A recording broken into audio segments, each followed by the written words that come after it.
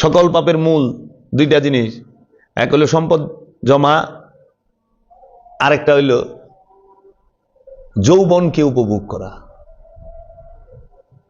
যৌবন আর সম্পদ, এই দুইটা হইল সব পাপের মূল হুতা, মানে মূল। এই দুইটাকে কেন্দ্র করে আর আল্লাহ কি করে দিছে, তোমার যৌবন কালকে আল্লাহর রাস্তায় কুরবানি করো, তোমার যৌবনকে আল্লাহর রাস্তায় করো। আরেকটা কইছে সম্পদ জমা হারাম, সম্পদ জমা করো না, তোমার সম্পদ ফি সাবিলিল্লাহ খরচ করো। এই দুইটার একটা কথাও কোনো মোল্লা মুন্সি কইব না, ওহাবি কইব না। ওহাবি কে কইব না? মানে আমি ওহাবি মধ্যে দেখলাম যে এরা কইতেছে দুনিয়া কিছু না রে বাবা, দুনিয়া কিছু না, 2 দিনের দুনিয়া চলে যাইব, দুনিয়া এই করে না। কিন্তু ওই লোকই 1 ঘন্টা ওয়াজ করে না 1-1.5 লাখ টাকা ছাড়া। আল্লাহর কোরআন আল্লাহর হাদিস কইব 1 ঘন্টা আলোচনা, 2 ঘন্টা আলোচনা করে 2 লাখ, 2.5 লাখ, 3 লাখ টাকা। বড় বড় সেলিব্রিটি বক্তা থাকো, তাকে দিতে হয় না? টাকা ছাড়া হয়? আমরা যদি আজহারি সাহেব রে আনবার চাই 2 লাখের নিচে তো পারা যাবে না। তাও আবার ডেট পাবো কিনা সন্দেহ আছে। যদি এমনি ফ্রি করতো তো একটা দিন আইনে আমরা একটু কথা শোনা পারতাম না? পারে না। তাই কি কইবেন? যদি মাগ নাই তো কতজনের আনতাম দাওয়াত করে, যেটু ওয়াজ করে শুনি শিখি। আইব না। মাহফিলের বাগান, মাহফিলের প্যান্ডেল জান্নাতের বাগান। এই জান্নাতের বাগানে টাকা ছাড়া বক্তা ঢুকবার চায় না। আমাকে ডাকে, আসেন জান্নাতের বাগানে ঢুকেন, বসেন, কিন্তু উনি আইবার চায় না টাকা ছাড়া। টাকা না দিলে লাইবে বকে। এই যে বিষয়গুলো অনেক খাইব কি না, ওটা তো যুক্তি আছে, তো পরিমাণটা একটু কম নেন না, খাওয়ার লেগে যা লাগে সেটা নেন। 20,000 টাকা যদি নেন কি হয়? 20,000 টাকা হয় না? এক রাত্রে 20,000 টাকা 2 ঘন্টা কামাইতেছেন, এটা তো যথেষ্ট। ভালো না তো? সবাই পারে না একটু সুন্দরভাবে শুনতে। 30,000 নেন, 10,000 রাস্তা খরচ, 20,000 আপনি, এই তো। তাহলে আপনি যাইবেন সব কিছু সম্পদ জমাকে কেন্দ্র করে হয়। মারামারি কি নিয়ে লাগে বাবা? স্টান দখল করব, জায়গা দখল করব, তাই না? ক্ষমতা দখল করব, এইলই তো। তো ক্ষমতাটা দখল করে গেলে মালের লেগা, ক্ষমতা দখল করে মাল সম্পদ খাইব। আচ্ছা, চুরি করে কি লিগা? সম্পদ জমা করার লিগা। ডাকাতি করে কি লিগা? সম্পদ জমা করার লিগা। তেল মজুত করে, ডাল মজুত করে, খেজুর মজুত করে, চিনি মজুত করে, ছোলা মজুত করে, চাল মজুত করে, আটা মজুত করে, কৃত্রিম সংকট ফালায়, আলু পেঁয়াজ মজুত করে চড়া দামে বিক্রি বেচে, বেশি মুনাফা করে। রোজা আইলে সব বাইরে জায়গা, গাড়ির ভাড়া বাইরে জায়গা, তরকারির দাম বাইরে জায়গা, মাছের দাম বাড়ে, মাংসের দাম বাড়ে, মুরগির দাম বাড়ে, ছোলা বুট তেল চাল ডাল, এমন কোন জিনিস আছে যে বাড়ে না? ওরে খোদা রে, সব বাইরে জায়গা। হজরত লেবু রহিমাহুল্লাহ ইনিও বাইরে গেছে, এবার একটা লেবু আনছে 20 টাকা দেয়। ওরে সুবহানাল্লাহ, হালি 120-25 হয়ে গেছে। চিন্তা করা যায়? রোজা না, আমি লেবু খামু গে, দরকার নাই, লেবু খাইলাম না, সেই তো হয়ে যায়। লেবু খাওয়া সবাই বাদ দিত। তরমুজ খাওয়া একবার বাদ দিছিল না, যখন তরমুজ পরে তরমুজ পচে, তরমুজের ব্যবসায়ীরা কান দিন, লেবু খাওয়া ছাইরে দাও, যেইটারই ভয়ঙ্কর দাম বাড়বে এটা খাওয়া ছাইরে দাও। বেশি না, 15টা দিন দেখবার সব পড়ছে, চালান সদ্যা গায়ে, কারণ কাঁচামাল তো। শিক্ষা দিয়ে দিতে ছোলা খামো না এই রোজার মাসে, 1 মাসে সারা বাংলাদেশের মুসলমান ছোলা খামো না। ছোলার দাম যারা বাড়াইছে মজুত, ছোলায় পোকা ধরবো, আর নাহলে তোরা খাস একটু করে, গোড়া পালা শুরু কর। শিক্ষাতে দেন যাইতো। তাহলে এগুলা করে কেন? সম্পদ জমা করার লেগে। ওজনে কম দেয় কেন? ওই যে 100 গ্রাম করে কম দিলে 10 জনের যদি 100 গ্রাম কম দেয় 1 কেজি, তো 1 কেজির দাম 1800, 1800 তো পকেটে আয় বললো, কত লাভ চিন্তা করা করো। 10টা মাছ যদি 100 গ্রাম কম দিই, 100 গ্রাম কম দেয়, তাহলে তো 1 কেজি খারায় গেল, মানে 1700-1800 টাকা কেজি ইলিশ মাছ। কি করবা? আর তুমি তো বুঝবা না কম দাম দিছে। হ্যাঁ, নদী থেকে মাছ কিনে বরফ ছাড়া তোমার যখন দিব, বরফ খাওয়ায় দেয় মাছের, বরফ দেয় ডাইকা দেয় মাছের, বরফ সহ তুইলা দেয় ব্যাগের মধ্যে মাছে। মনে করো 50 গ্রাম বরফ দিয়ে দেওয়া হলে তো 1800 টাকা কেজি, এলে 50 গ্রামের দাম কত হয় হিসাব করো বইয়া। এটা কে ভাও? তো এটা কেন করে? সম্পদ জমার লেগে, যৌতুক কি লেগে বিয়া করবার যায়? সম্পদ যৌতুক লয়ে বিয়া করছো, আর মসজিদে ইমামতি চাকরি করো, হইল?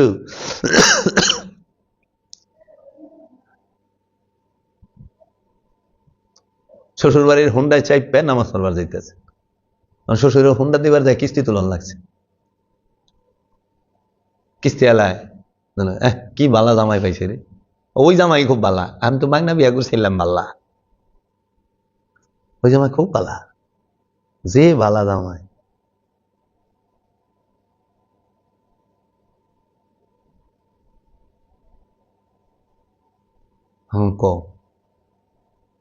শুক্রবার নামাজ পড়বার যান নাকি জুমার মসজিদে? আমি শুক্রবার নামাজ পড়বার যেমন কেমনি, যখন দেখি ইমাম সাহেব যৌতুক লয়ে বিয়া করে, হের পিছিয়ে নামাজ পড়ার মন চায়। যখন দেখি সুদখোরের বাইত ইমাম সাহেব সারাক্ষণ থাকে, হের পিছিয়ে মন চায়।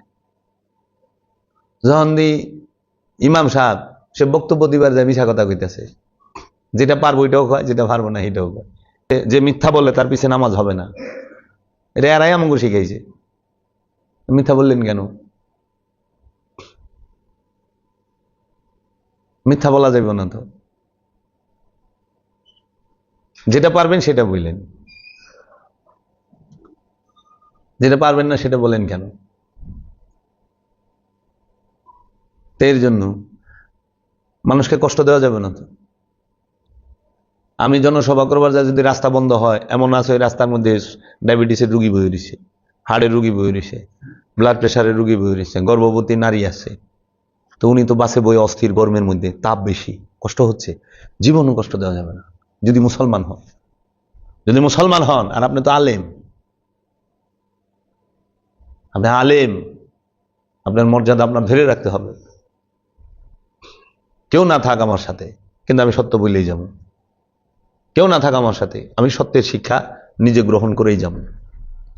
কারণ সবকিছুর জন্য সত্যকে ছাড়া যায় না, সত্যের জন্য সবকিছুকেই ছাড়া যায়। আমি সত্য চাই, সাইনবোর্ড চাই না। মানুষ খুন করে কেন? সম্পদ জমার লেগে, সম্পদের লেগে। ওই যে আরেকজনের জায়গা দখল করবার গেছে, মালিক আইছে খুন করে হালাইছে। মানুষ স্মাগলিং করে কেন? সম্পদ জমা করার লেগে। অহন তো মানুষ বিদ্যা অর্জন করে সম্পদ জমা করার লেগে, সম্পদ কামানোর লেগে, তাই না? মানুষ হওয়ার লেগে কেউ পড়াশোনা করে? পড়াশোনা করে মানুষের কাম করে কেমনে? দুনিয়ার বই পড়ছেন 27 বছরে, কত বই পড়লেন, কিতাব পড়লেন, লাস্টে আশ্রয় লইলেন কিসের? আগুনের, হাতুরের, সাপলের, অস্ত্রের। তে বই পড়া লাভ হইল কি? এত কিতাবাদি পইরা যদি লাস্টে আমাকে আগুনের অস্ত্রই লন লাগে, জ্বালাও পোড়াওই করার লাগে, তাহলে পড়াশোনা করে লাভ কি?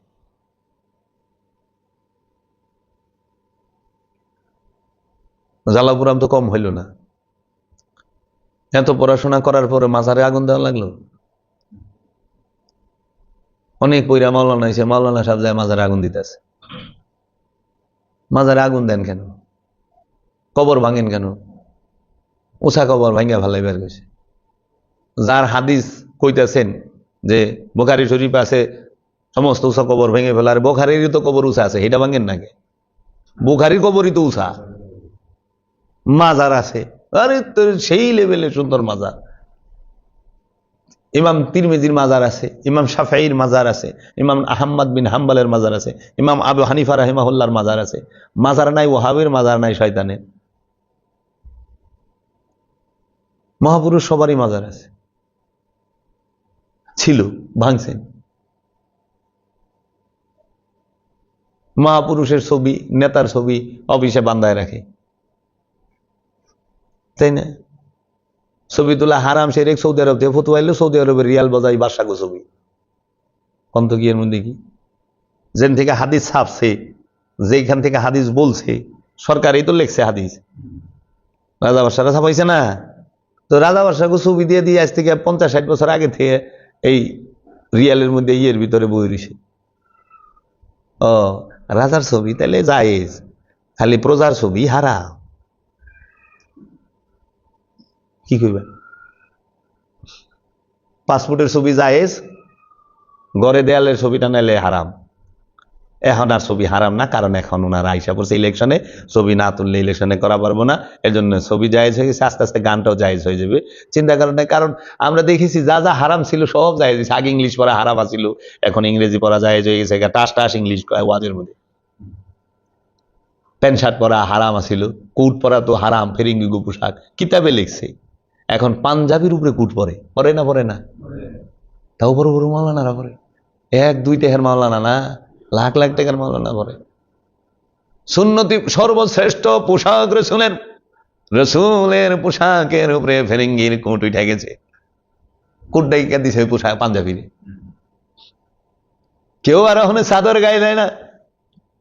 কোরআনে আছে সূরা মুজাম্মিল হে চাদরে ঢাকা, অনেক চাদর পরলে বলে খেয়াত হয়ে জায়গা। যে সম্পদ জমা করা হইল সকল পাপের জার মূল, আর যৌবনকে উপভোগ করার জন্য সম্পদকে আনে। মানুষের মূল, মানুষের চাওয়া অসীম, পাওয়া সসীম। মানুষ এত সম্পদ জমায় কেন? সে তার জীবনটা, যৌবনটা উপভোগ করবে। বুড়া মানুষ কেউ পছন্দ করে না, বাচ্চা গো আদর করে, বুড়া গো সহানুভূতি জানায়। সবাই পছন্দ করে যুবক রে, যুবতী রে, যুবক জোয়ানি রে পছন্দ করে সবাই, যৌবনকে, জোয়ানিকে পছন্দ করে। আর সেইটাকে মনের মতো করে উপভোগ করার জন্য মানুষ সম্পদ জমা করার পাগল হয়। মানুষ সবচেয়ে বেশি পছন্দ করে নিজের ইচ্ছারে, আর মানুষ সবচেয়ে বেশি ভালোবাসে নিজের প্রাণকে, নিজেকে। মানুষ সবসময় কবর পূজা করে, সেই কবর কখনো মাটির গর্ত না, দেহ কবর। এই দেহের পূজা 24 ঘন্টা প্রতিটা মানুষ করে, প্রতিটা মানুষ করে। চাই দেহ না সারাদিন বর যা যা করতেছ সব দেহকে কেন্দ্র করে। এর লেগে ইসলামে কবর পূজা হারাম। সেই কবর কখনো মাটির কবর না, দেহ কবর। কারণ আপনি থাকেন দেহে, আপনি কোনোদিন মাটির গাড়ায় থাকবেন না। মাটির গাড়ার ভিতরে যাই বলে আপনার লাশ, মরা লাশ। আপনি যখন এই দেহ কবর থেকে বাইরেইবেন, তখন এই তাজা দেহ কবর মরা লাশ হয়ে যাব। আর এই মরা লাশটারে একটা মাটি 3.5 হাত লম্বা গাড়া খুই দেয়, 2.5 হাত খাই, 1.5 হাত পাশ। তারে রাখবেন যেন পইচা গইলে গন্ধ না ছুটে, পরিবেশ নষ্ট না হয়। আবার আপনি যাই কোন কবরে ঢুকবেন, আপনি মানে নফস, প্রাণ, সোল, জীবাত্মা, সে আবার আরেক দেহ কবরে ঢুকব, আরেক দেহের মধ্যে বয়ে রয়েছে।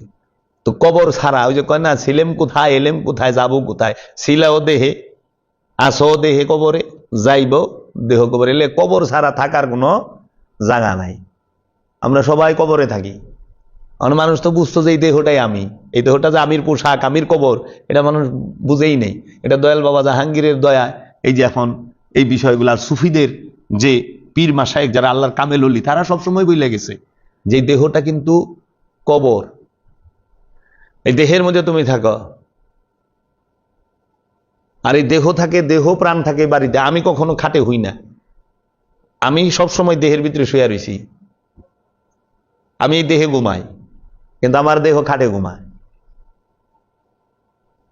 না। আমি যদি না ঘুমাই দেহের ভিতরে, এই দেহ খাটে ঘুমায় পারে না তো। আর সবাই আমিরে আদর করে, আমার আদর করে না তো। আমার হইলে দেহ, আমি যখন দেহেতে বিদায় নেই, ওই খাটের থেকে আমার পোলায়, আমারই বউ নামাই দিব, ওই সিঁড়ি কোঠার তলে দিব পয়লা। মনে রাখ, আপনি রাইবেন দেখি একটু, ভাই গেল গা, ভাই অনেক ভালো আছিল, যাক গা এলাকা সবচেয়ে বড় ভণ্ডটা মরছে, জানোয়ারে মরছে। এই তো কইব, 2টা কথাই কইব। যারা প্রেমিক তারা কইব ভালো মানুষটা মরে গেছে। যারা দেখা পারে না, এখানে এলাকাটা পাপ মুক্ত হয়েছে, ব্যবসা মরছে। এই তো বাস্তব সত্য মাইনা নিতে হবে। যে আমিরে অবহেলা কইরা আমারকে অনেক প্রাধান্য দিছি, আমার বউরে প্রাধান্য দিছি, আমার সন্তানরে প্রাধান্য দিছি, আমার ছেলেরে, আমার মেয়েরে, আমার স্বামীরে প্রাধান্য দিছি না, আমিরে অবহেলা করছি। সে আমার, তারাই কি করব, আমিরে আমারে, আমারে না আমারে একে ঘর থেকে টাইনা নিয়ে সিঁড়ি উঠায় রাখবো। তারাও মজবুর, সিস্টেমই আল্লাহ এমন করে দিছে। আহা, বড় সত্য ভয়ঙ্কর তিতা, সত্য বড় ভয়ঙ্কর নির্মম, সত্যের মতো ভয়ঙ্কর তিতা নির্মম কিছু নাই। তুমি জাগুলি এত পাগল, হ্যাগো দিয়েই তোমারে মাটিতে পুতুম কুইটা দিব, গাড়া করে খুইদা হেরা নিজেরা রাখবো। আমার ছেলেটা, আমার মেয়েটা, আমার ভাইটা, আমার বোনটা, আমার বউটা, এরা মিলা সিঁড়ি উঠে, তারপরে এলাকার মানুষ গোসল টুসল দিব, আমারই সন্তানেরা চোখের পানি ফালাইবো, আবার আমারই গারণের লেগে লই যাব গুরুস্থানে। আমার নিজের ছেলে আমার জন্য গাড়া খুঁজবো, কবর খুঁজবো, খুঁজে না? প্রত্যেকটা মানুষের নিজের সন্তান নিজ হাতে বাপের জন্য কবর খুঁজে, গাড়া খুঁজে। এর থেকে নির্মম সত্য আর কিছু লাগবো? আমি আপনার চাই ওই আলা হাজার থেকে পিএইচডির দরকার আছে? স্বচক্ষে দেখা যাচ্ছে সত্য, নির্মম সত্য দেখা যাচ্ছে। এই ছেলে চোখের পানি ঝরাইতে ঝরাইতে জানে আমি এত আদর করলাম, যার জন্য আমি সারাটা জীবন সম্পদ জমাইলাম, তিলে তিলে জমাইলাম। আমার পোলার লেগে একটু বাড়ি করে গেলাম, মেয়েগুলো লেগে একটু বাড়িঘর করলাম, জায়গা সম্পত্তি করলাম, মেয়েরা খাইলো কিনা, পড়ালেখা কত কি করলাম, দৌড়াইলাম খালি ব্যাগ লইয়া। আর এই বাচ্চা এত জ্ঞানী বিদ্যা নইয়া পয়লা নিজে নাই আমারে নামাইব, নামায়া নিজে হাতে বাঁশ দিব, ছাটাই দিব, সর্বপ্রথম মুখে মাটিতে আমার আমার সন্তানে দিব। নির্মম সত্য। যার লেগে এতদিন খালি চাইছ আছি, আল্লাহ ইয়ে দে দে, আল্লাহ ও দে দে, আল্লাহ এ দে দে, আল্লাহ কইছে ওর চাওয়া থামবো না, মুখে মাটি দে। কারে দিয়ে মাটি দেব? আল্লাহ দিব না, পোলারে দিয়ে দেব। যার লেগে চাষ হেরে দিয়ে মাটি দেব। যাহার জন্য চাইছ তার জন্য তারে দিয়ে তোমার মুখে মাটি দেব। এইটাই নির্মম সত্য, চির সত্য। যাহার জন্য এত কিছু চাইছ তাহারে দিয়াই তোমার মুখে আগুন দেওয়াইব। হিন্দুর বাড়িতে চিতায় নিজের ছেলে মুখে আগুন দেয় না? এজন্য জ্ঞান অর্জন করতে চাও, মরা বাড়ি যাইবা, মরা লাশের দিকে চাইবা। আর মরা বাড়িটা ওই মৃত্যুর পরে থেকে নিয়ে কবর যাওয়া পর্যন্ত ওই সিনটু খেয়াল করবা যে পৃথিবী এবং সম্পর্ক কত স্বার্থপর, এই মানুষগুলো সম্পর্কগুলো কত নিষ্ঠুর, স্বার্থপর। বাপের এসি লাগাই দিছে, খাট আইনা দিছে, বাইরে রোদের মধ্যে লাশটা ফালাই দিছে, গরমে ফইলা যাইতেছে। তখন আর কিছু, কারণ জানি সে বাপে যারে আদর করতাম সে নাই, যে আমার বাপ সে নাই। এটা হলো বাপের খাসা, বাপের পোশাক। আমি পোশাক দিয়ে কি করবো? আমি তো আদর করছি বাপেরে, আমি তো আদর করছি মায়েরে, মা তো নাই, এটা মার পোশাক। তাহলে 80টা বছর 70টা বছর এই দেহে কে খাইলো, কে ঘুমাইলো, কে দেখলো, কে শুনলো, কে বললো, কে হাঁটলো, কে ধরলো, কে অনুভব করলো, সেই খবর লইলামই না, পাইলামই না। নির্মম সত্য। যত যাই কন বুঝছেন, চারাল চন্ডাল মুসি মেথর সবাই বুড়ি গঙ্গার জলে এই শুচি পড়ে। যে কইছে না, জাত গেল, জাত গেল বলে একই আজব কারখানা। সত্য কাজে কেউ না রাজি, সবই দেখি টানা না, সব টানা। আসবার কালে কি জাত ছিলে, এসে তুমি কি জাত নিলে, যাবার কালে কি জাত হবে সে কথা ভেবে বলো। আসবার কালে কি জাতে ছিলেন? মানব জাত। আসবার কালে আমরা সবাই মানব জাতি হয়েছি, আইসা কি জাত নিছি? কেউ মুসলমান জাত নিছি, কেউ হিন্দু জাত নিছি, কেউ বৌদ্ধ জাত নিছি, কেউ খ্রিস্টান জাত নিছি, কেউ আবার নাস্তিক জাত নিছে, কেউ আছে কিছুই মানে না। হ্যাঁ, যাইবার কালে কি জাত হইবে? ইমানদারের জাত হইবে না বেঈমানের জাত হইবে?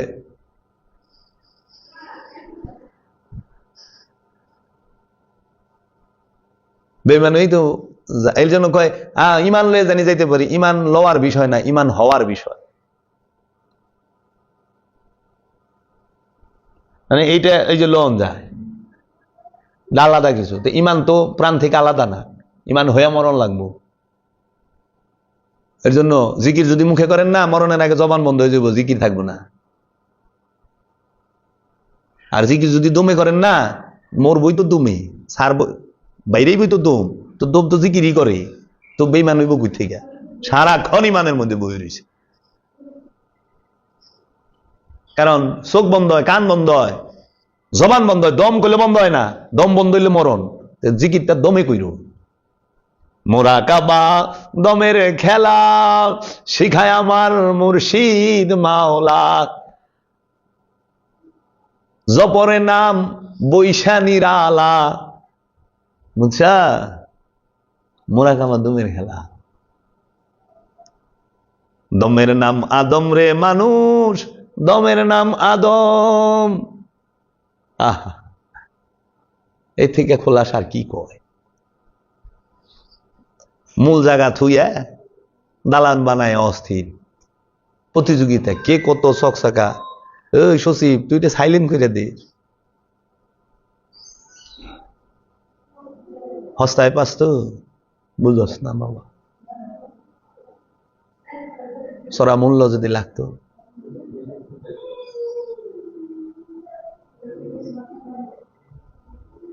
লাগে দমের ঘরে খাড়া থাইক, ঠক বানা জীবন। এজন্য যৌবন কালকে খোদার রাস্তায় উৎসর্গ করার লাগে। এর লেগে সূরা বাকারার ৬৮ নম্বর আয়াত থেকে শুরু হয়েছে। হলুদ গাভী জব করবার হয়েছে। বাবা, আপনার মানিকগঞ্জের মানুষ না? জীবনে হলুদ গাভী দেখছেন মানিকগঞ্জে? গাবতলির হাটে দেখছেন? আমি তো দেখি নাই। এই রঙের গাভী পাওয়া যায় না। সব কালা আছে, সাদা আছে, লাল আছে, আবার সাদা কালা মিলাইনা আছে, চকরা ফাকরা আছে। হলুদ গাভী তো মেলেন না। কে আল্লাহ কয়ে দিয়েছে? তাহলে আল্লাহ এটা বানাই নেই। হলুদ গাভী হলো প্রতিটা নর নারী, প্রতিটা মানুষের যৌবন কাল। প্রতিটা মানুষের যৌবন কালকে বলা হয় হলুদ গাভী, যেটা আনন্দ দেয়, যেটাকে সবাই পছন্দ করে। হলুদ কালারটা মানুষকে আনন্দ দেয়। বাসন্তী কালার, বাসন্তী কালারে কাপড় পরে দেখো, কালা মানুষটারও সুন্দর লাগে। গোলাপি, বাসন্তী, লাল হইলো সতর্ক করে। হলুদ গাভী জব করবার গেছে। হলুদ গাভী জব করে মরার লগে বাড়ি দিবার গেছে। তাইলেই হলুদ গাভীর মাংস মরা লাশটার লগে বাড়ি দিবার গেছে। তখন সে তাজা হইয়া সব কইব।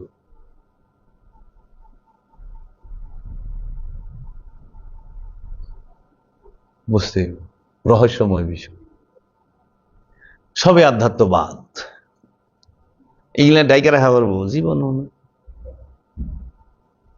যে পর্যন্ত আপনি আপনার ভিতরে ডুব না দিবেন, এ পর্যন্ত আপনি কিছুই পাবেন না।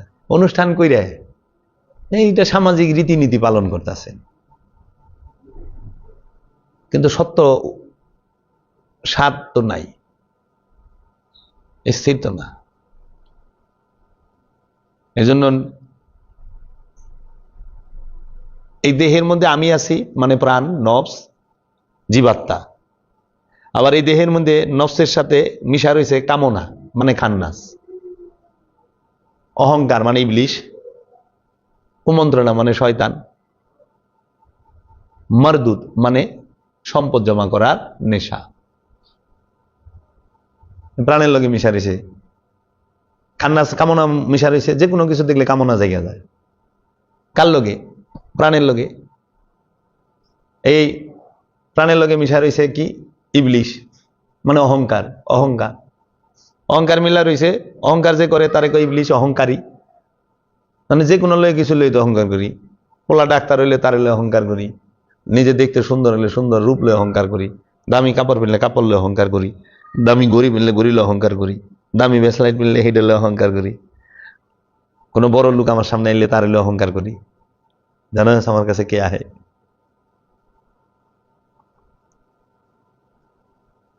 অহংকার করবার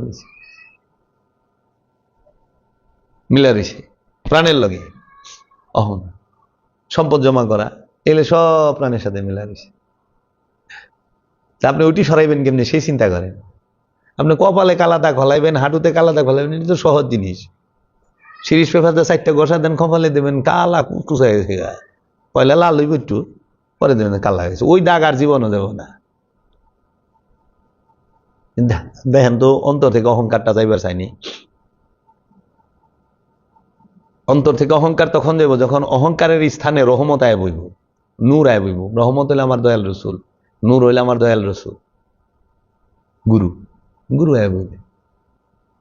তো কত সুন্দর বিষয়গুলো, হেঁটে পেছাইয়া ঘুরাইয়া চেরে। সত্য তো সুন্দর, তারা সত্য চায় না, তো তারা চায় ব্যবসা। একটা হলো রসুলের ইসলাম, আর একটা হলো রাজার ইসলাম। রাজাগো ইসলাম এরা নিছে, রাজারা তাগো আকাম কুকাম ইসলামের নাম দিয়ে জায়েজ করবার চাইছে, বহুত আকাম কুকাম করছে তারা। আর রাজাগো মতলব কিছে, রাজারা তার রাজ্যের খবর নেওয়ার লেগে একটা অফিস খুলে দিছে। সে অফিসে রাজার একজন লোক রাখছে, রাজায় সবার খবর লইতেছে, কে রাজাকে মানে কে মানে না, কে আহে কে আহে না, কে পীর মানে, কে তাবলিগ মানে, কে জামাত মানে, কে হেফাজত মানে, কে সালাফি মানে, সব জানে মৌলভী সাহেব। ওই মসজিদে বইয়াই জানে। সারা বিশ্বকে একটা সিস্টেমের ভিতরে বন্দি করে রেখে দিছে, সবার খবর। আর সবার ক্ষমতা এক হাতে, মূল রাজা হাতে। আর আল্লাহর ওলিরা কি করছে, মানুষকে ডাইকাই না বসায়া সে কি, তার শত্রু কি, তার করণীয় কি সেটা বুঝাই দিছে। তুমি হইলো নফস, তোমার শত্রু হইলো শয়তান, প্রকাশ্য শত্রু। তোমার করণীয় হইলো মুরাকাবা, মুশাহেদা, দায়মি সালাত। তুমি দায়মি সালাত করো, শয়তান মুক্ত হইবা, আল্লাহতে যুক্ত হইবা। আর এরা কি করছে, তুমি আসো, আমি যা কম আমার কথা মতো চলন লাগবো, আমার হচ্ছে অন্য হানে গেলে আমি তোমার কাফের করে দেবো, মুশরিক করে দেবো, মোরতাদ করে দেবো, আমি তোমার বেপর্দা করে দেবো, বেহায়া করে দেবো, অসৎ করে দেবো। বাস সমাজে সবাই রে কমু, এরা এটি কইবা। এগুলোই তো করছে। এক গুইরা করা হইলে কাফেরের চরিত্র। কাফেরেরা সব নবীকে এক গুইরা করছে, সকল নবীর জমানায় কাফেরেরা। মহানবীর এক গুইরা করে 3 বছর আছে। অনেক সমাজের পঞ্চায়েতে সিস্টেম হলে এক গুইরা করা। এরা কি রসুলের দর্শন নিল না কাফেরের দর্শন নিল? কবর থেকে লাশ তুইলা পুরানো, এটা তো কাফেরের চরিত্র। এটা কাফেরেরা করছে, জালেমেরা করছে। কাহারো বাড়িতে আগুন দেওয়া, এটা কাফেরের চরিত্র। আল্লাহ রসুল তো কোথাও আগুন দেয় নাই। একটা দেখা প্রমাণ যে আল্লাহ রসুল কোথাও আগুন দিছে। অন্যের বসতিতে ঘরে আগুন দেওয়া, এটা হইলো এজিদের চরিত্র আর কাফের চরিত্র। এজিদ কারবালায় মাওলা হোসাইনের তাবুতে আগুন দিছিল রাত্রের বেলা। আচ্ছা, রাত্রের বেলা হামলা করা অন্ধকারে যায়, এটা কাফের চরিত্র, এটা মুসলমানের চরিত্র নয়। তার প্রমাণ আল্লাহ রসুল্লে 40 কাফেরে হত্যা করার লিগে, আল্লাহ রসুল্লে 40 জন কাফের মিলা হত্যা করানোর লিগে আল্লাহ রসুলের গড় ঘেরাও করছিল। সারা রাত খাড়াই ছিল, আল্লাহ রসুল হিজরত করলো। তো গড় ঘেরাও করা রাত্রের বেলা খাড়ায় থাকে, এটা হলো কাফেরের কাম। যারা যাই করে সবই তো দেখি যে কাফেরের চরিত্রটা নিয়ে। আল্লাহ কইল আদম রে সেজদা করো, শয়তানে বলল না, আপনার সারা কেউ সেজদা করুন না। শুনতে কত শোনা লাগে, সুন্দর লাগে না? আল্লাহ বলল হে ফেরেশতারা, হে ফেরেশতাকে সর্দার জিন আজাজিল, আদম রে সেজদা করো। মানে সবাই ফেরেশতারা সেজদা করলো, আজাজিল করলো না। কয় কি না করতাম না, কে করবা না? আমি দোয়াবিহীন আগুন হইতে তৈরি, আমি তত্ত্বে উত্তম। কোথায় আমি আপনার সেজদা করুম, কিন্তু আমি আদমকে সেজদা করব না, মাধ্যম মানব না। এখন এরা কি কয়?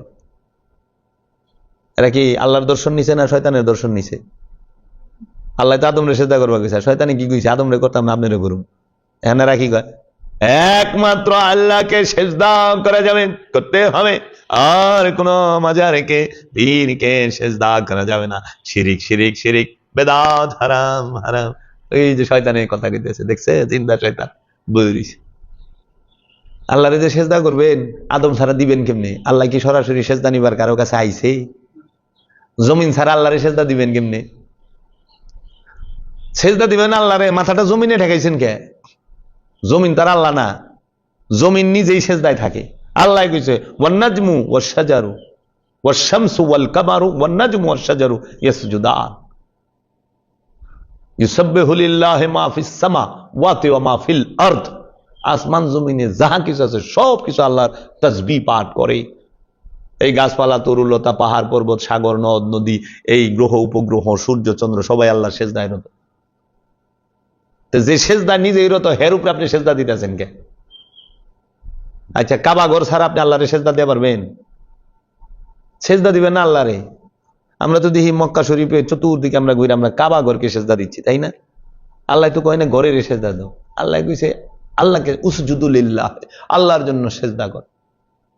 তা আল্লাহর সেজদা দিতে গেলে কাবা ঘরটা লাগবে, আনুষ্ঠানিক সেজদা। মাথার সেজদাটা যদি দেন ওই কাবা ঘর লাগবে, আর হৃদয়ের সেজদা যদি দিবার যান তাই আদম লাগবে।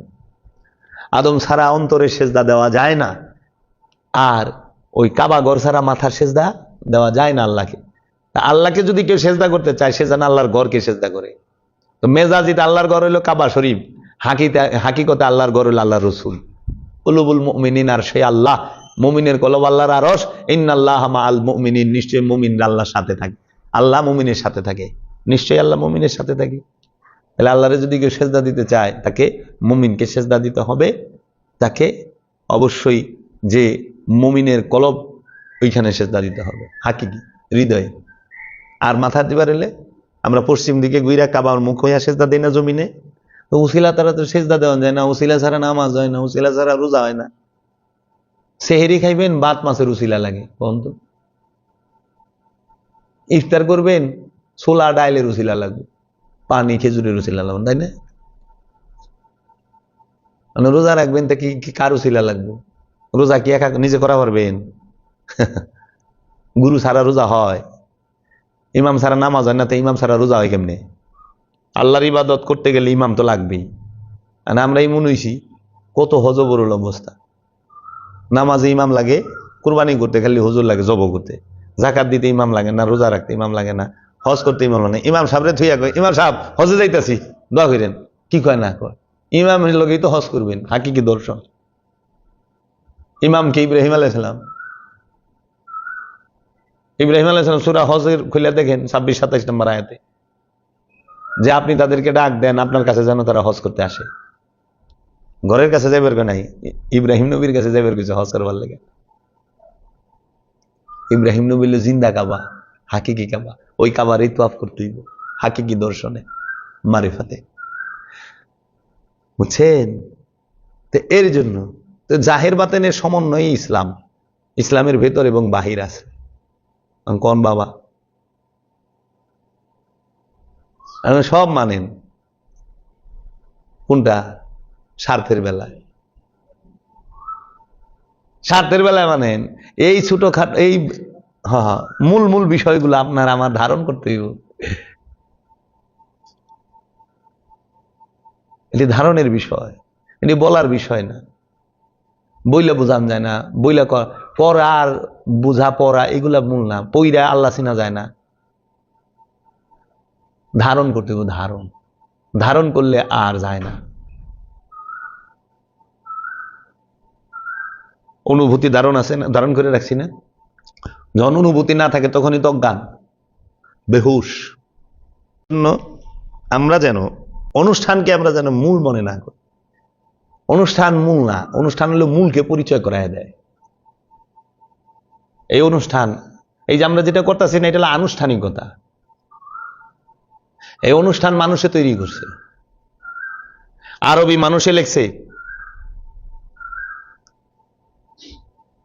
আরবি মানুষে লেখছে, কিন্তু কোরআন করলে মানুষ লিখতে পারে না।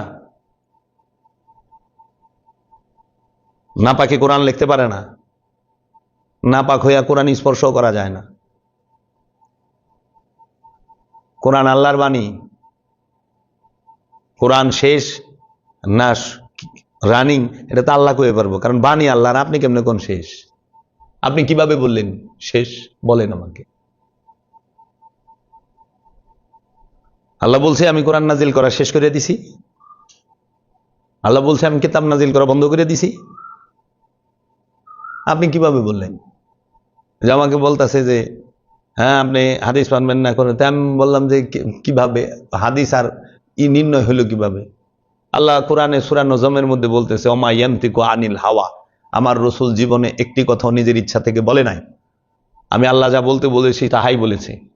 তাহলে রসুলের বাণীর ভিতরে আপনি কিভাবে কনফার্ম হলেন কোনটা হাদিস আর কোনটা কোরআন? আপনার এটা বলার সাধ্য আছে? আপনি রসুলের অন্তরে ঢুকছেন না? রসুলের জমানই তো কোরআন। এটা নির্ণয় কিভাবে করলেন যে এই কথাটা হাদিস, এই কথাটা কোরআন, এই বাণীটা হাদিস, এই বাণীটা কোরআন? আপনি কিভাবে করলেন? তাও আবার 400 বছর পরে। জবাব দেবার মতো জ্ঞান নাই, উত্তর নাই। এই যে ছেলেটা আইছে, কি কারণে? তার ছিঁড়ে গেছে কেন? কারণ মূলটা ধরতে পারে নাই। আপনি মূল ধরে অগ্রসর, আপনি যে পীর ধরবেন সেটা আপনার জানার বিষয় আছে। কিভাবে? পীরে যদি আপনাকে আপনার দেহর কেতাবের জ্ঞান না দিতে পারে, পীর যদি আপনাকে আত্মশুদ্ধির শিক্ষা না দিতে পারে, দায়মি সালাতের শিক্ষা না দিতে পারে, সেই পীরের কাছে থাকার কোনো প্রয়োজন নেই। আমি হইলে আমারও ভালাই দেন। মূল কি? সবকিছুর মূল কি? এত কোরআন, এই যে কোরআন হাদিস, এই যে এত ইবাদত বন্দিগি, এত আদেশ উপদেশ নির্দেশ, সমস্ত কিছু কাকে কেন্দ্র করে? মূল বিষয়টা কি? সেটা হলো আপনার আমার নফসকে কেন্দ্র করে। এই নফসের মধ্যে খান্নাস রূপী শয়তান আছে, তাকে কেন্দ্র করে। কোরআনুল কারীমের ৬২৩৬ আয়াতের এই হাজার হাজার আদেশ উপদেশ নির্দেশ যাহা কিছু আছে, সমস্ত কিছুর মূল দর্শন, মূল বিষয় একটা। সেটা কি? আপনার নফসের সাথে যে খান্নাস রূপী শয়তান মিশে আছে অতপ্রত ভাবে, রক্তের পরতে পরতে, সেই খান্নাস রূপী শয়তানকে মুসলমান করো অথবা তাড়িয়ে দাও। এইটা হইল কোরআনুল কারীমের সকল আয়াতের সকল কিছুর মূল বিষয়, মূল সারাংশ। এত আদেশ কেন? শয়তানকে মুসলমান করাবার জন্য। এত উপদেশ কেন? তা আপনি তো মানুষ ছাড়া খেপারে তুই মূল হারাবি, মানুষ বজলে সোনার মানুষ হবি। এই মানুষের মধ্যেই নফস আর খান্নাস আছে। মানুষ ছাড়া, জিন ছাড়া অন্য কোনো পশু পাখি গাছপালা তরুলতার মধ্যে খান্নাস নাই, নফস আছে, খান্নাস নাই। আবার এই রূহ একমাত্র জিন আর ইনসানের সাহারঙ্গের নিকটে। কোনো পশু পাখি, কোনো গাছপালা তরুলতার সাহারঙ্গের নিকটে রূহ নাই। রূহ কাউকে দেওয়া হয় নাই। রূহ আল্লাহর গোপন রূপ, সুপ্ত রূপ, গুপ্ত রূপের নাম। আর নফস হচ্ছে প্রাণের নাম। মানুষের প্রাণীর প্রাণের নাম, জীবের প্রাণের নাম নফস। এই নফস আর রূহের পার্থক্য যে জানে না, সে পীর হয় কিভাবে? সে আলেম হয় কিভাবে? সে তো পথভ্রষ্ট, বিপথগামী। সে নিজেই জানে না, নামে ওলি বান্ড খালি। যে রুহে সোয়াব পাঠায়, রুহের জন্য মাগফিরাত কামনা করে, রুহের জন্য সোয়াব পাঠায়, যে রুহে হাদিয়া পাঠায়, যে রসুলের জন্য ফরিয়াদ দোয়া করে, তার থেকে বড় পথভ্রষ্ট বিপথগামী আর কেউ আছে? নাই। আমার কাছে তো সত্য বড়, ব্যক্তি বড় না। কারণ রসুলের জন্য দোয়া করবেন, আপনার এই অধিকার দিল কে? আপনার এই ক্ষমতা কই থেকে আসলো? সোয়াব পাঠাবেন কেন? আল্লাহ নিজে বলছে, আমার সাল্লাকে ইল্লা রাহমাতাল লিল আলামিন, এ আমার হাবিব, আমি আপনাকে জগৎ সমূহের রহমত করে প্রেরণ করেছি। জাআকুম মিনাল্লাহি নূরুন ওয়া কিতাবুম মুবিন, তোমাদের কাছে স্পষ্ট কিতাব এসেছে এবং স্পষ্ট নূর এসেছে রবের তরফ হইতে।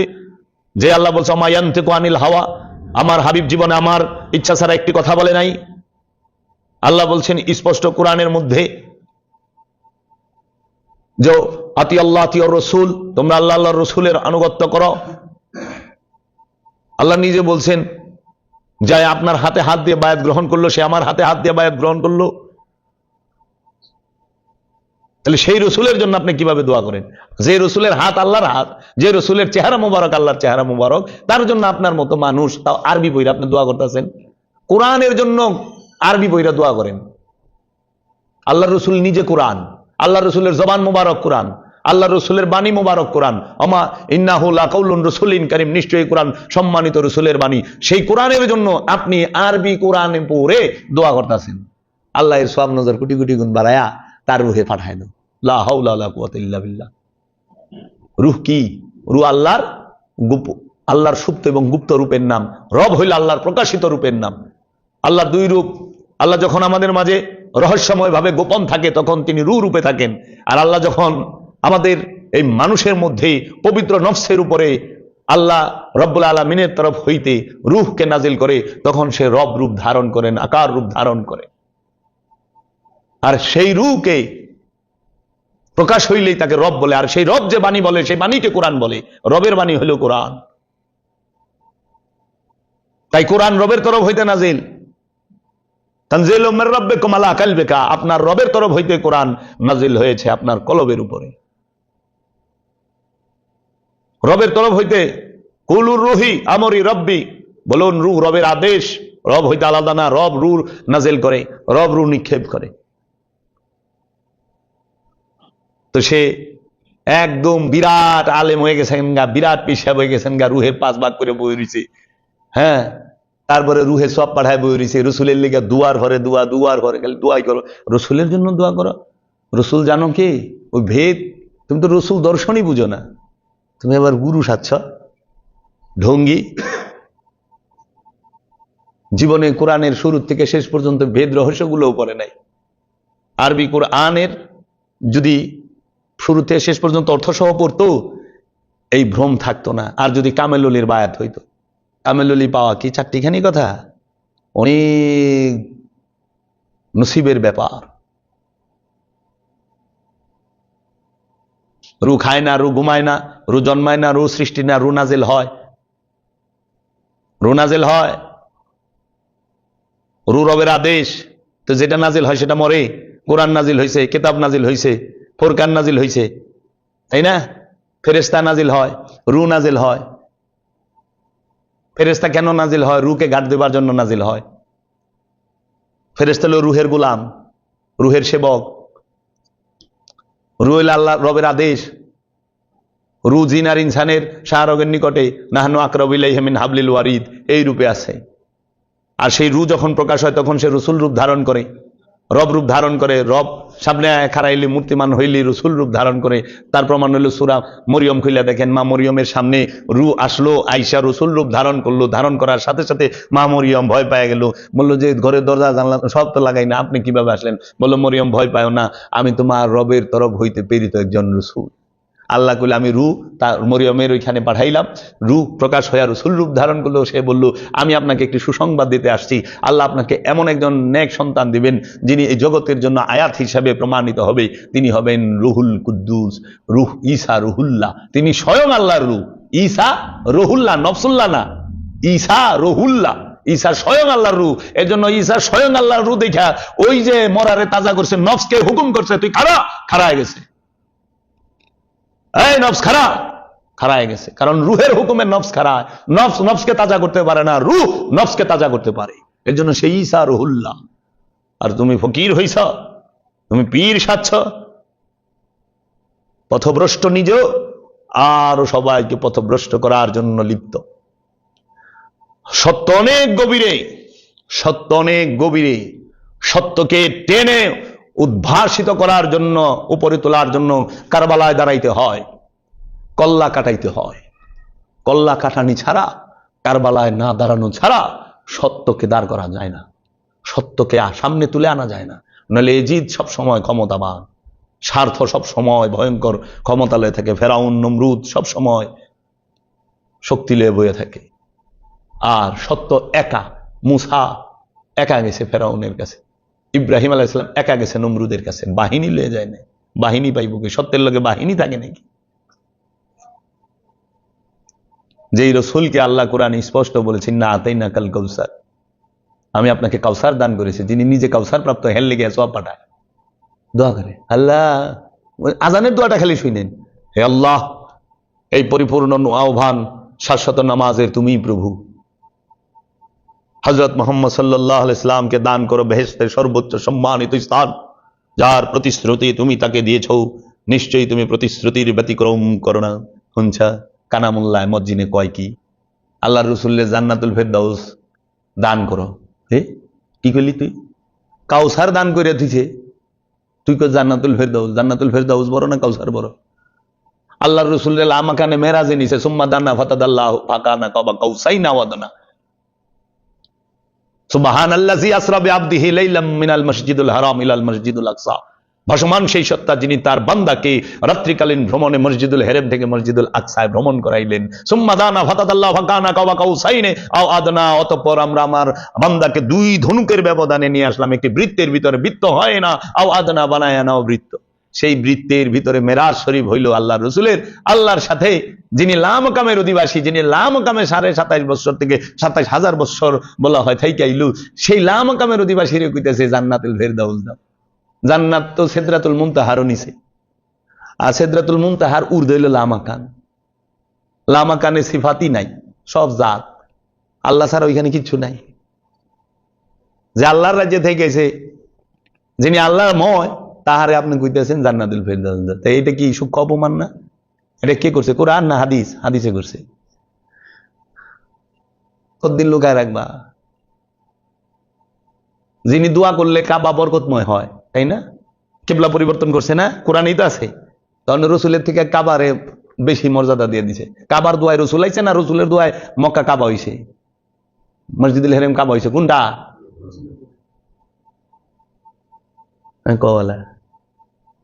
রসুলের জন্য কাবা মর্যাদাবান হয়েছে, কাবার জন্য রসুল মর্যাদাবান হয় নাই, রসুলের জন্য হয়েছে। রসুল যেইখানে দাঁড়াইবো ওইটাই মর্যাদাবান। রসুল আপনার দিলাইলে আপনি আল্লাহর ওলি, আপনি মর্যাদাবান, আপনি সম্মানিত।